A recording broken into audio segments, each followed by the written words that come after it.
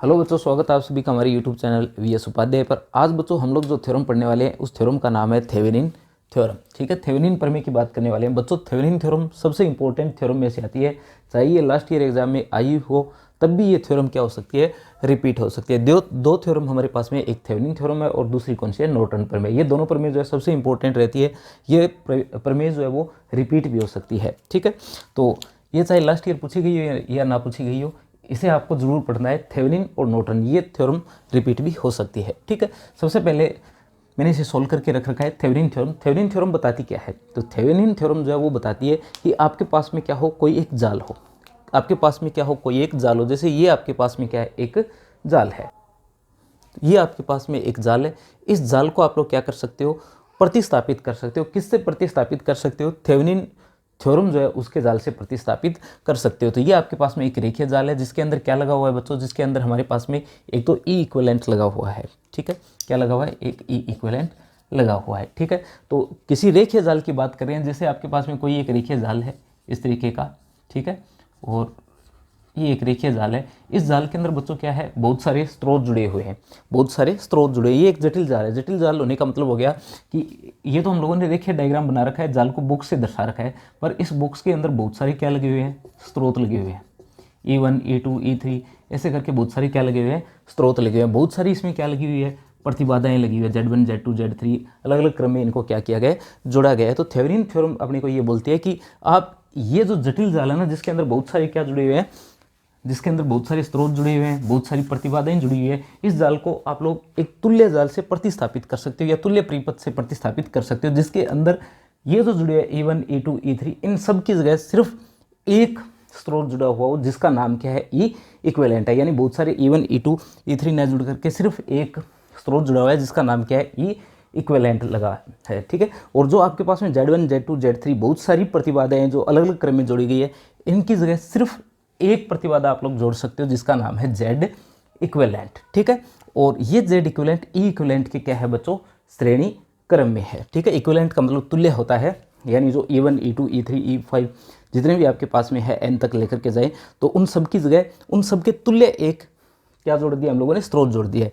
और जो प्रतिबाधा है उनकी जगह क्या कर दिया, एक तुल्य प्रतिबाधा जोड़ दी है। बच्चों ध्यान रखना, ये श्रेणी क्रम में क्या की गई है, जोड़ी गई है। अब बात आती है कि जब इनको जोड़ दिया गया है तो Z इक्विवेलेंट और ई इक्विवेलेंट का मान कहाँ से ज्ञात करेंगे। तो ये मान कहाँ से आएगा, ये हम लोगों ने आगे इसमें सिद्ध कर रखा है कि Z इक्विवेलेंट और ई इक्विवेलेंट हम लोगों को कहाँ से ज्ञात करना है। तो बच्चों Z इक्विवेलेंट तो जो है ना, Z इक्विवेलेंट और ई इक्विवेलेंट ज्ञात करने के लिए आपको इस परिपथ को क्या करना पड़ेगा, खुला छोड़ना पड़ेगा। इस परिपथ को आपको क्या करना पड़ेगा, यहाँ से खुला छोड़ना पड़ेगा, इसे यहाँ से हटाना पड़ेगा। यानी आपको इसे क्या करना पड़ेगा, यहाँ से हटाना पड़ेगा। ठीक है, तो इसे हटाने के बाद में जो यहाँ प्रतिरोध बचेगा, उस प्रतिरोध के सिरों पर जो वोल्टेज होगी वो तो होगी इक्विवेलेंट, और जो ई इक्विवेलेंट है इसे हटा करके इसे इसके आंतरिक प्रतिबाधा से प्रतिस्थापित कर देंगे, तब जो यहाँ पर वोल्टेज मिलेगी उसका नाम होगा ई इक्विवेलेंट। एक न्यूमेरिकल कराऊंगा बच्चों लास्ट में, उस न्यूमेरिकल से आपके ये टोटल थ्योरम जो है वो आराम से समझ में आ जाएगी। ठीक है, तो इसे सिद्ध करने के लिए, यानी ये हम लोग क्या कर रहे हैं, सिद्ध कर रहे हैं कि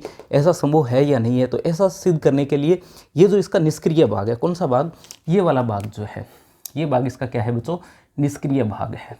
ठीक है, इस निष्क्रिय भाग की जगह हम लोग क्या जोड़ देते हैं, इस निष्क्रिय भाग की जगह हम लोग टी जो परिपथ आपके पास में होता है, टी जाल जो होता है, इससे हम लोग इसे क्या कर देते हैं, प्रतिस्थापित कर देते हैं। टी और पाई दो प्रकार के जाल होते हैं, तो इसे एक टी जाल से हम लोग क्या कर देते हैं, प्रतिस्थापित कर देते हैं। टी जाल में बच्चों क्या क्या लगा हुआ है, तो टी जाल में Z1 लगा हुआ है, Z2 लगा हुआ है और Z3 लगा हुआ है। Z1 Z2 Z3 ये प्रतिबाधाएं लगी हुई, इससे हम लोग क्या कर देते हैं, इसे प्रतिस्थापित कर सकते हैं। ठीक है, ये इसके श्रेणी क्रम में क्या जुड़ा है, ZS जुड़ा हुआ है, और यहाँ जो धारा प्रवाहित हो रही है वो क्या है, IS है। यानी सोर्स से निकलने वाली धारा जो है वो कितनी है, IS है। आगे जो लोड में धारा जा रही है उस धारा का नाम क्या है, IL है। तो सीधी सी बात है, अगर ये IS है, ये IL है, अगर IL का मान आपको ज्ञात करना पड़ेगा तो यहाँ पर आपको धारा विभाजन का नियम लगाना पड़ेगा। क्यों, क्योंकि देखिए जैसे आप लोग आज तक सोल्व करते हो, जैसे ये आपके पास में कोई परिपथ है। ठीक है, अब इस तरीके से आपके पास में कोई परिपथ अगर बन रहा है, जैसे व्हिटस्टोन सेतु में आप लोगों ने किया होगा, अगर 12वीं क्लास का आपकी याद हो तो, सिर्फ इतना अगर मैं बताऊँ कि यदि यहाँ से कितनी धारा आ रही है, I धारा आ रही है, और इसमें कितनी धारा जा रही है, I1 धारा जा रही है, तो पीछे कितनी धारा बचती है, I-I1 बचती है। ठीक है। यानी इसमें अगर I1 धारा चली जाएगी तो इसमें I धारा नहीं जाएगी, ना ही I1 जाएगी, इनका अंतर जो आएगा वो धारा यहाँ पर चली जाएगी। ये बात यहाँ पर भी बच्चों लागू होगी कि जो आपके पास में IS है, सीधी सी बात है IS तो पूरी जाएगी नहीं, ठीक है, IS पूरी नहीं जाएगी तो IS जो है वो क्या हो जाएगी, विभाजित हो जाएगी। धारा विभाजन के नियम से यहाँ पर हम लोग धारा का मान ज्ञात कर लेंगे और क्या ज्ञात हो जाएगा, IL ज्ञात हो जाएगा, ठीक है, बिल्कुल लास्ट में IL का मान आ जाएगा। तो सबसे पहले देखिए IS का मान जो है वो हम लोग कैसे ज्ञात करेंगे। तो IS का मान अगर आपको ज्ञात करना है, किसका मान, IS का मान, तो आपको पता है V इक्वल R, I आप लोग लिखते हो तो I इक्वल बच्चों क्या आएगा, V अपॉन R आएगा, क्या आएगा, V अपॉन R आएगा। यहाँ पर इसका विद्युत वाहक बल आ जाएगा, यहाँ पर क्या आ जाएगी, प्रतिबाधा Z आ जाएगी। तो देखिए बच्चों विद्युत वाहक बल, तो यहाँ पर विद्युत वाहक बल कितना है, E है, विद्युत वाहक बल कितना है बच्चों, E है, तो ऊपरी ऊपर क्या आ जाएगा, सबसे ऊपर जो है वो E आ जाएगा, सबसे ऊपर क्या आ जाएगा बच्चों, E आ जाएगा। भाग में क्या आएगा, R आएगा, यानी भाग में Z आने वाला है। तो Z ज्ञात करने के लिए आप लोग देख सकते हो, सबसे पहले ZS और Z1 कौन से क्रम में जुड़े हैं, श्रेणी क्रम में जुड़े हैं। Z1 ये ZS और Z1 कौन से क्रम में जुड़े हैं, श्रेणी क्रम में जुड़े हैं। इसी के साथ Z2 और ZL ये भी कौन से क्रम में जुड़े हैं, श्रेणी क्रम में जुड़े हैं। तो Z2 प्लस ZL, ये रहा Z2 plus ZL, Z2 plus ZL Z3 के साथ में कौन से क्रम में, समांतर क्रम में। एक थ्योरम के अंदर मैंने आपको बताया था कि इसे कैसे सोल्व करते हैं, तो ऊपर दोनों की गुणा करते हैं और नीचे क्या करते हैं, जोड़ करते हैं। थोड़ा फिर से बताता हूँ, देखना। जैसे इस नीचे वाले पार्ट को सोल्व करें तो आप लोग इसे ऐसा भी मान सकते हो, ये कितना है, Z1 है और यहाँ पर क्या जुड़ा हुआ है, इसके ZS जुड़ा हुआ है, ठीक है। ये ऊपर चला जाएगा इस तरीके से और इनके समांतर क्रम में बच्चों कौन जुड़ा हुआ है, Z3 जुड़ा है। यहाँ Z3 है और यहाँ Z2 और ZL है, ठीक है, ये आगे चला जाएगा। तो अब देखिए इस सर्किट को सोल्व कर लीजिए, इन दोनों बिंदुओं के मध्य आप लोग प्रतिबाधा का मान ज्ञात कर लीजिए, कितना आएगा। ये दोनों कौन से क्रम में जुड़े हैं बच्चों, श्रेणी क्रम में जुड़े हैं, ZS प्लस Z1, ये देखिए श्रेणी क्रम में ZS प्लस Z1। आगे वाले को सोल्व करें उससे पहले इसका मान देखिए कितना आएगा, इसका मान कितना है, Z2 प्लस ZL है, कितना है, Z2 प्लस ZL है, ये जो मैंने लिख रखा है। और ये दोनों कौन से क्रम में जुड़े हैं, अब ये दोनों समांतर क्रम में जुड़े हैं, कौन से क्रम में जुड़े हैं, समांतर क्रम में जुड़े हैं। तो आपको क्या करना पड़ेगा, 1/Z3 plus 1/Z2 plus ZL करना पड़ेगा, एलसीएम लेना पड़ेगा और सोल्व करना पड़ेगा। अच्छा तरीका ये है, समांतर क्रम के लिए अगर दो ही आपके पास में प्रतिरोध दी हुई या प्रतिबाधा दी हुई, ऊपर गुणा कर दे, ऊपर क्या कर देते हैं हम लोग, गुणा कर देते हैं और नीचे क्या कर देते हैं, इनका जोड़ कर देते हैं। तो इन दोनों के ऊपर गुणा कर देते हैं और नीचे क्या कर देते हैं, जोड़ कर देते हैं। तो ऊपर दोनों की गुणा कर दिया और नीचे क्या कर दिया, इनका जोड़ कर दिया। तो ये आपके पास में मान आ जाता है बच्चों किसका, IS का, ठीक है। IS का मान इस तरीके से ज्ञात किया गया। अब बच्चों किसका मान ज्ञात करना, IL का मान हम लोगों को ज्ञात करना है। एक थ्योरम करवाई थी, उसके अंदर मैंने धारा विभाजन का नियम आपको बताया था, तो वो धारा विभाजन का नियम यहाँ हम लोग अप्लाई कर देते हैं, ठीक है। पीछे 3-4 थ्योरम और करवा रखे, उनको भी देख लेना, उसमें धारा विभाजन का नियम बताया गया है। तो IL की बात करें तो IL जो है वो विभाजित होगी किससे, IS से। आइए तो IS गुणा आपको क्या करना पड़ेगा, धारा विभाजन का नियम लगाना पड़ेगा। तो IS विभाजित हो रही है तो IS गुणा क्या करना पड़ेगा, Z3 करना पड़ेगा और बाद में इन तीनों को क्या करना पड़ेगा, जोड़ना पड़ेगा। ये धारा विभाजन का नियम है बच्चों, ये किसका नियम है, धारा विभाजन का नियम है, धारा विभाजन का नियम, ठीक है। जो अध्यारोपण थ्योरम हम लोगों ने किया उसे देख लेना आप लोग, वहाँ मैंने बता रखा है धारा विभाजन का नियम। तो धारा विभाजन का नियम लगा करके अपने क्या करते हैं, IL का मान ज्ञात करते हैं, ठीक है। अब क्या करते हैं, इस IS को IS की जगह रख देते हैं, तो ये तो अपनी जगह सेम आ जाएगा और IS का मान जो है यहाँ पर आ जाएगा, ठीक है। IS का मान कितना है, E/ZS प्लस Z1 और Z3 या Z3 2L और 2-3L, ये मान जो है आपके पास में आ जाएगा किसका, IL का, ठीक है। ये किसका मान है बच्चों, IL का मान। आगे चलते हैं बच्चों, देखिए आगे चलते हैं, आपको IL का मान ज्ञात करना है तो इसे थोड़ा सोल्व कर लेते हैं। सोल्व करेंगे तो IL का मान ये आपके पास में बचेगा, ये मान जो है IL का आपके पास में बचेगा। कैसे बचा बच्चों, ये देखिए इन दोनों की तो सीधी सीधी ऊपर मल्टीप्लाई होगी तो ये टर्म आ गई। इसे क्या करते हैं, इसे अंदर मल्टीप्लाई करते हैं। अंदर मल्टीप्लाई करेंगे तो सबसे पहले इसके साथ में मल्टीप्लाई होगा, किसके साथ में, ZS Z1, ये रहा ZS Z1 और इसका हुआ इसके साथ में मल्टीप्लाई, फिर इसका इसके साथ में मल्टीप्लाई जब होगा तो ये इससे कटेगा और सिर्फ कितना बचेगा, ये बचेगा Z3 Z2 और ZL, ठीक है। ये टर्म आपके पास में बचेगी। यहाँ तक पहुँच गए। अब आपको क्या करना है, इसे थोड़ा रीअरेंज करना पड़ेगा। ये जो समीकरण है इसे क्या करते हैं, थोड़ा रीअरेंज करते हैं। रीअरेंज इसलिए करते हैं, आप लोग अपने सर्किट को देखिए, अपने सर्किट को देखिए और देखिए कि क्या अपने को इनकी जरूरत है, Z1 ZS प्लस Z1 की जरूरत है क्या? नहीं, अपने को जरूरत पड़ेगी Z2 और ZL की, Z2 और ZL की जरूरत पड़ेगी, क्योंकि इसके लिए आपको Z इक्विवेलेंट और E इक्विवेलेंट का मान ज्ञात करना है। तो ये दोनों श्रेणी क्रम में होने चाहिए, Z2 और ZL, इनकी अपने को जरूरत नहीं पड़ेगी ZS और Z1 की, ये दोनों श्रेणी क्रम में होने चाहिए। तो ये जो समीकरण है इसे हम लोग क्या करते हैं, कुछ इस प्रकार से एडजस्ट करते हैं कि इसकी बजाय ये कुछ ऐसी लिखी जाए। ठीक है, क्या ये बराबर है या नहीं है चेक कर सकते हो आप लोग। इसको मल्टीप्लाई कर लेना रफ कॉपी में और इसको मल्टीप्लाई कर लेना, देखना दोनों समीकरण क्या आएगी, बिल्कुल बराबर आएगी। यहाँ पर कुछ भी नहीं किया, बस इसको रीअरेंज किया गया है। कैसे? इसे मल्टीप्लाई करके देख लेना और इसे भी आपस में मल्टीप्लाई करके देख लेना, बिल्कुल सेम वैल्यू प्राप्त होगी। तो इसे थोड़ा क्या कर लिया गया, यहाँ पर रीअरेंज कर लिया गया। अब देखिए यहाँ पर क्या किया गया है, यहाँ आगे कॉमन लिया गया है किसे, इस टर्म को। इस टर्म को क्या किया गया है बच्चों, कॉमन लिया गया है। तो इस टर्म को कॉमन लेंगे तो यहाँ सिर्फ क्या बचेगा, Z2 और ZL बचेगा, और यहाँ पर इसके भाग में आ जाएगा कौन, ZS Z1 और Z3। ठीक है, तो ये जो है इसे एक साथ लिख लेते हैं, यानी इसको इसके भाग में ऐसे भी तो लिख सकते हैं, EZ3 और बटा क्या लिख सकते हैं, ZS Z1 Z3 लिख सकते हैं। तो ऐसे ही यहाँ पर किया गया है, IL की जगह हम लोगों ने क्या लिख दिया बच्चों, तो IL की जगह हम लोगों ने लिख दिया IL इक्वल EZ3, ये देखिए EZ3 लिखा गया, और भाग में ये जो टर्म है इसे हम लोगों ने लिख दिया, एज इट इज़ लिख दिया। और ZL को बच्चों इसके साथ की बजाय हम लोगों ने कहाँ रख लिया है, बाहर रख लिया। क्यों? क्योंकि अपने को तो E इक्विवेलेंट का मान चाहिए, E इक्विवेलेंट का मान चाहिए, तो ये इक्विवेलेंट का मान बचेगा। और ये लोड प्रतिबाधा है, ये क्या है, लोड प्रतिबाधा है। इसका थ्योरम से ज़्यादा कोई मतलब नहीं है, ये तो लोड लगाएंगे तब आएगी, इसलिए ZL को क्या रखा है हम लोगों ने, बाहर रखा है। इसके साथ इसलिए नहीं रखा कि ये क्या है, लोड प्रतिबाधा है, ये लोड पर डिपेंड करती है, तो इसे हम लोगों ने कहाँ रख दिया, बाहर रख दिया। ठीक है, अब देखिए आपके पास में ये जो मान है, ये मान तो बच्चों किसका है, ये मान है E इक्विवेलेंट का। ये मान किसका है, E इक्विवेलेंट का। ये ऊपर वाला जो मान है ये किसका मान है, E इक्विवेलेंट का है। और जो ये नीचे मान बचा है ये मान किसका है बच्चों, ये मान है Z इक्विवेलेंट का। किसका मान है, Z इक्विवेलेंट का। और ये मान रखने के बाद में ये आपके पास में IL का फॉर्मूला आ जाता है, IL equal E equivalent Z equivalent plus ZL। ठीक है, यानी कहीं पर भी अगर आपको क्या करना हो, थेवेनिन थ्योरम लगानी हो, तो IL का मान ये आएगा, IL इक्वल E इक्विवेलेंट बटा Z इक्विवेलेंट प्लस ZL। ये फॉर्मूला आपको याद रखना है। कहीं पर भी आपको बोल दिया जाए कि थेवेनिन थ्योरम लगानी है तो ये फॉर्मूला आपको लगाना पड़ेगा। जैसे अधिकतम शक्ति संचरण थ्योरम जब हम लोग सिद्ध कर रहे थे तो इस फॉर्मूले को सबसे पहले हम लोगों ने अप्लाई किया था। तो ये किसका फॉर्मूला है, थेवेनिन थ्योरम का फॉर्मूला है IL ज्ञात करने का। E इक्विवेलेंट और Z इक्विवेलेंट कौन से फॉर्मूले से ज्ञात होगा, तो ये दोनों फॉर्मूले प्राप्त होंगे किसके लिए, E इक्विवेलेंट और Z इक्विवेलेंट के लिए। और इसका जो तुल्य डायग्राम बनेगा Z इक्विवेलेंट का, वो कुछ ऐसा डायग्राम बनेगा। थ्योरम जो बोलती है, अब देखिए ये Z इक्विवेलेंट है, ये Z इक्विवेलेंट है या नहीं है, ये चेक करें अगर, या फिर यहाँ पर इसे रीअरेंज किया गया है, क्या वो करना जरूरी था, ये यहाँ से आपको पता लग जाएगा। थ्योरम का कथन देखिए बच्चों, थ्योरम अपने को क्या बोलती है, थ्योरम अपने को ये बात बोल रही है कि Z इक्विवेलेंट ज्ञात करते समय, किसका मान ज्ञात करते समय बच्चों, Z इक्विवेलेंट का मान जो है वो ज्ञात करते समय आपको क्या कर देना है, ये वाला जो पार्ट है इसे आपको हटा देना है। इस पार्ट को यहाँ से क्या कर देना है, हटा देना है। ठीक है, तो इस पार्ट को हम लोगों ने यहाँ से हटा दिया।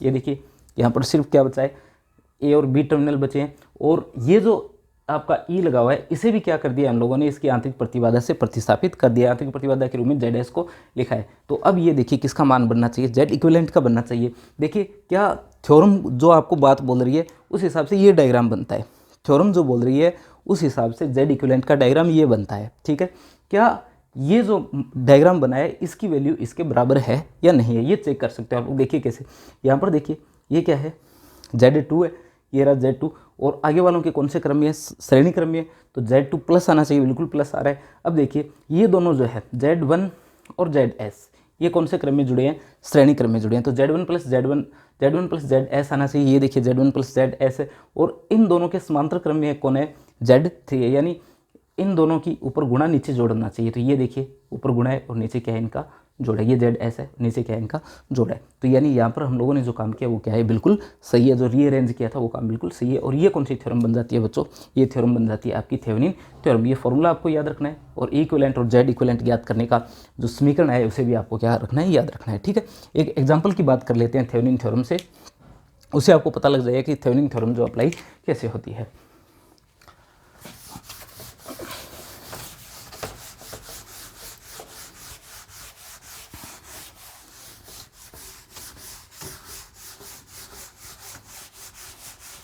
आपकी बुक में एक एग्जाम्पल दे रखा है बच्चों, जो राजस्थान यूनिवर्सिटी के अंदर पूछा गया, इंपॉर्टेंट एग्जाम्पल है बच्चों, पूछा जा सकता है आपसे थेवेनिन थ्योरम का।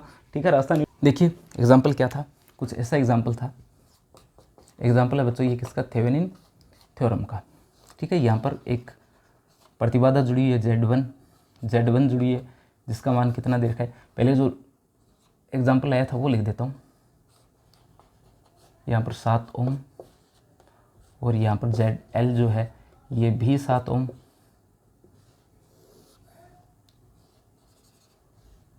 यहाँ पर 6 ओम, ये A और B है। ये 12 वोल्ट है, ये कितनी वोल्ट है, ये 12 वोल्ट है। ठीक है, ये 12 वोल्ट है, ये 3 6 7 इस तरीके से आपको एक डायग्राम दे रखा है। और आपको बोला गया है कि जो ये ZL आपके पास में यहाँ से ये ZL है, तो ZL के अंदर जो I जा रहा है, ZL का मान ज्ञात नहीं करना है, ZL से जाने वाली IL का मान आपको क्या करना है, ज्ञात करना है। ठीक है, IL का मान यहाँ से आपको क्या करना है, ज्ञात करना है। ये कौन सी थ्योरम है बच्चों, ये थेवेनिन थ्योरम है। थेवेनिन थ्योरम कैसे सोल्व करते हैं, तो देखिए पहली बात तो ये आएगी कि थेवेनिन थ्योरम का जो फॉर्मूला हम लोग लगाएंगे IL का, यहाँ से जाने वाली धारा का मान ज्ञात करना है। तो IL का फॉर्मूला क्या बनेगा, ये बनेगा E इक्वलेंट बटा Z इक्वलेंट प्लस ZL। ये इसका फॉर्मूला है किसका, IL का। किससे आया ये फॉर्मूला, थेवेनिन थ्योरम से आया है। ये क्या है, थेवेनिन या थेवेनिन थ्योरम से, थेवेनिन प्रमेय से। ये क्या है हमारे पास में, इसका फॉर्मूला है। ZL का मान कहाँ है बच्चों, तो ZL का मान 7 ओम है। ZL का मान कितना है, 7 ओम है। यहाँ दो तरीके इक्वलेंट Z इक्वलेंट का फॉर्मूला थोड़ी देर पहले लिखा था, तो आप लोग ये कर सकते हो, इसे Z1 इसे Z2 और इसे Z3 मान लो और इसे E इक्वलेंट मान लो। सारी वैल्यूज इसमें पुट कर दो, ZS की वैल्यू 0 है, मान रख दो, I का मान आपका सीधा आ जाएगा। दूसरा आप लोग थेवेनिन थ्योरम जैसे सिद्ध किया था वैसे भी इसे सोल्व कर सकते हो। कैसे, जैसे Z इक्विवेलेंट का आपको मान ज्ञात करना है। किसका मान ज्ञात करना है, Z इक्विवेलेंट का मान ज्ञात करना है। तो थेवेनिन थ्योरम से करते हैं। थेवेनिन थ्योरम आपको क्या बोल रही है, ये बोल रही है कि जैसे इसे क्या कर सकते हो, एक तुल्य जाल से प्रतिस्थापित कर रखा है हम लोगों ने। तो Z इक्विवेलेंट का मान ज्ञात करते समय मान ज्ञात कहाँ होगा, तो वो मान जो है वो ज्ञात होगा किस पर, A और B पर। A और B पर। यहाँ जो नीचे डायग्राम बनाया था बिल्कुल वही डायग्राम है। यहाँ पर बच्चों क्या प्राप्त होने वाला है आपको, Z इक्विवेलेंट प्राप्त होने वाला है। ठीक है, और ये देखिए यहाँ पर कितना है, Z1 दे रखा है। Z1 का मान 3 ओम है, Z2 का मान 7 ओम है और Z3 का जो मान है वो कितना है, 6 ओम है। Z3 का मान कितना है, 6 ओम है। इसे क्या कर देना है आप लोगों को, इसकी आंतरिक प्रतिबाधा से प्रतिस्थापित कर देना है। आंतरिक प्रतिबाधा यहाँ पर है नहीं, तो आंतरिक प्रतिबाधा का मान कितना है, 0 है। तो यहाँ पर ZS आएगा ही नहीं। तो ये जो Z इक्विवेलेंट आपको प्राप्त हो जाएगा इस सर्किट से। ऐसा किसने बता रखा है, थेवेनिन थ्योरम ने बता रखा है कि जो बाह्य टर्मिनल है A और B इनको आपको खुला छोड़ देना है और ये जो आपके पास में E इक्विवेलेंट है इसको इसकी आंतरिक प्रतिबाधा से प्रतिस्थापित कर देना है। तो A और B पर जो आपका प्रतिबाधा का मान आएगा वही किसका मान होगा, Z इक्विवेलेंट का होगा। तो कितना आएगा, तो सबसे पहले देखिए ये जो है ये कौन से क्रम में जुड़े हुए आगे वालों के, ये आगे वालों के श्रेणी क्रम में जुड़ा हुआ है। तो सीधा सीधा आ जाएगा कितना, 7 प्लस। अब देखिए आगे ये दोनों परस्पर कौन से क्रम में जुड़े हैं, ये परस्पर जुड़े हुए हैं समांतर क्रम में। तो ऊपर इन दोनों की क्या कर देनी है, गुणा कर देनी है। 3 और 6 की गुणा कर देनी है और नीचे इनका क्या कर देना है, जोड़ कर देना है। तो ये बनेगा 7 प्लस ये 18 और नीचे वाला 9, ये कटेगा 2 बचेगा। तो 7 और 2 9 ओम। कितना आ गया, 9 ओम आ गया। तो Z इक्विवेलेंट का मान बच्चों कितना आ गया, 9 ओम आ गया है। ठीक है, अब आपको किसका मान ज्ञात करना है, अब आपको मान ज्ञात करना है E इक्विवेलेंट का। किसका मान ज्ञात करना है, E इक्विवेलेंट का मान ज्ञात करना है। E इक्विवेलेंट का मान ज्ञात करना है यानी आपको V का मान ज्ञात करना है। V इक्वल क्या होता है बच्चों, RI होता है। V इक्वल क्या होता है, RI होता है। तो सबसे पहले R और I का मान देखना पड़ेगा। R का मान मतलब किसके सिरों पर आपको ज्ञात करना है, तो खुला छोड़ने के बाद में आपको मान ज्ञात करना है। यहाँ पर बच्चों अब नया डायग्राम जो बनने वाला है वहाँ पर आपके ये ऐसा जुड़ा हुआ होगा जिसका विद्युत वाहक बल कितना है, E और E का मान कितना है, 12 वोल्ट है। तो अब देखिए A और B को तो आपको खुला छोड़ना है। अब थोड़ा सोचिए बच्चों, जब A और B खुला छोड़ जाएगा तो इसका तो कोई मतलब ही नहीं बचा, इसका तो कोई मतलब ही नहीं बचा, क्योंकि इसे तो आपने क्या कर रखा है, खुला छोड़ रखा है। तो इसे खुला छोड़ने के बाद में आपके पास में जो वोल्टेज आएगी वो वोल्टेज किसके सिरों पर प्राप्त होने वाली है, आपको यहाँ प्राप्त होने वाली है। ठीक है, वोल्टेज हमेशा प्रतिरोध के सिरों पर प्राप्त होती है। किसके सिरों पर प्राप्त होती है, प्रतिरोध के सिरों पर प्राप्त होती है, प्रतिरोध या प्रतिबाधा की। तो अब वो प्रतिबाधा कौन सी है जिसके सिरों पर आपको ये प्राप्त होने वाली है, तो ये प्रतिबाधा आपके पास में 6 ओम है। कितनी है, 6 ओम है। तो 6 गुणा आएगा। ठीक है, अब सर्किट के अंदर R का मान आ गया, I का मान ज्ञात करना है। तो इस सर्किट के अंदर धारा कितनी है, ठीक है, धारा ज्ञात करने के लिए बच्चों यहाँ पर क्या जोड़ना है, आपको E जोड़ना है और E की वैल्यू कितनी है, 12 वोल्टेज है। ठीक है, वैल्यू कितनी है 12 वोल्टेज। आई का मान ज्ञात करते हैं तो वी अपॉन आर होता है, तो वी का मान तो कितना है 12 है। ठीक है, और अपॉन आर होता है तो दो आपके पास में क्या जुड़े हैं, प्रतिबाधाएं जुड़े हैं, कौन सी क्रम में, ये जुड़ी हुई है श्रेणी क्रम में जुड़ी है, तो 3 और 6 कितनी हो जाएगी 6 गुणा 12 और 3 और 6 होती है बच्चों 9, ये 3 से कटेगा 2, 3 बचा, और ये 3 से कटा 4 और ये हो जाता है कितना 8, तो ये कितना आ जाता है 8 वोल्ट आ जाता है। अब देखिए बच्चों यहाँ पर आई एल का मान हम लोग रख देते हैं, तो आई एल का अगर मान रखें, देखिए I L equal E equivalent का मान बच्चों कितना है 8 है, 8 है, और जेड इक्वलेंट का मान हम लोगों ने ज्ञात कर रखा है कितना है 9 है, प्लस जेड एल का मान इसने दे रखा है कितना दे रखा है, तो जेड एल का मान दे रखा है 7। ठीक है, कितना दे रखा है 7 दे रखा है। तो आपके पास में आई एल का जो मान आने वाला है, आई एल का मान कितना आ जाएगा बच्चों, यहाँ लिख देता हूँ आई एल इक्वल, ऊपर वाला तो 8 ही रहा सीधा, और ये कितना हो जाता है 9 और 7 16 हो जाता है, और ये कट करके 1/2 बन जाता है, तो ये कितना आ जाता है 1/2 एम्पियर आ जाता है। तो इसका आंसर बच्चों कितना आ जाता है 1/2 एम्पियर आ जाता है। ठीक है, ये थेवेनिन थ्योरम का एग्जाम्पल है। ठीक है बच्चों, धन्यवाद।